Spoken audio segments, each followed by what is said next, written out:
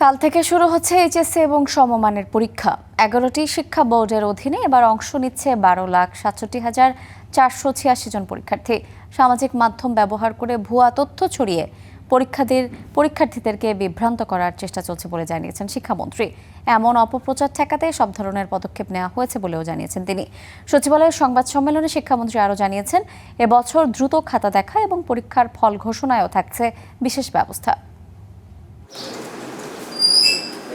2 জুলাই সারা দেশে এইচএসসি পরীক্ষার টেবিলে বসছেন প্রায় 13 লাখ শিক্ষার্থী। এরই মধ্যে নেওয়া হয়েছে সব ধরনের প্রস্তুতি। বুধবার এ নিয়ে সংবাদ সম্মেলন করেন শিক্ষামন্ত্রী।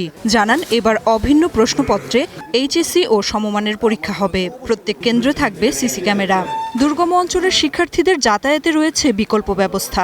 আমরা পুলিশ প্রশাসনকে অনুরোধ করেছি, তারা যে নিরাপত্তার জন্য যারা থাকছেন তাদের কাছে বডি ক্যামেরা থাকবেন এবং আইন শৃঙ্খলা পরিস্থিতির জন্য নিয়ন্ত্রণ থাকে, সেই জন্য আমরা এটা নতুন ইনক্লুড করেছি।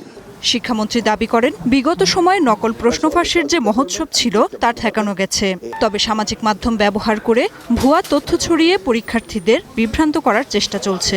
এক্সামের সম্পর্কে কিছু সোশ্যাল মিডিয়া বিভ্রান্তিকর নিউজ দিয়েছে।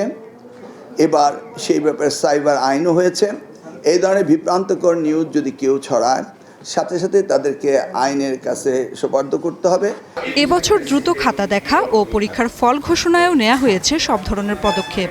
এক্সামিনাররা সঠিকভাবে খাতা দেখছেন কিনা সেটাও আমরা এবার স্যাম্পলিং করে বোর্ডগুলোতে খাতা নিয়ে আমরা দেখব এক্সামিনাররা কি ওভার মার্কিং করছে না আন্ডার মার্কিং করছে, সেটাও আমরা পরীক্ষা নিরীক্ষা করব। শিক্ষা ব্যবস্থায় আমূল পরিবর্তন আসছে জানিয়ে শিক্ষামন্ত্রী বলেন, 2028 সালে নতুন কারিকুলামে পাঠদান ও পরীক্ষায় অংশ নেবেন শিক্ষার্থীরা। 12,70,583 জন।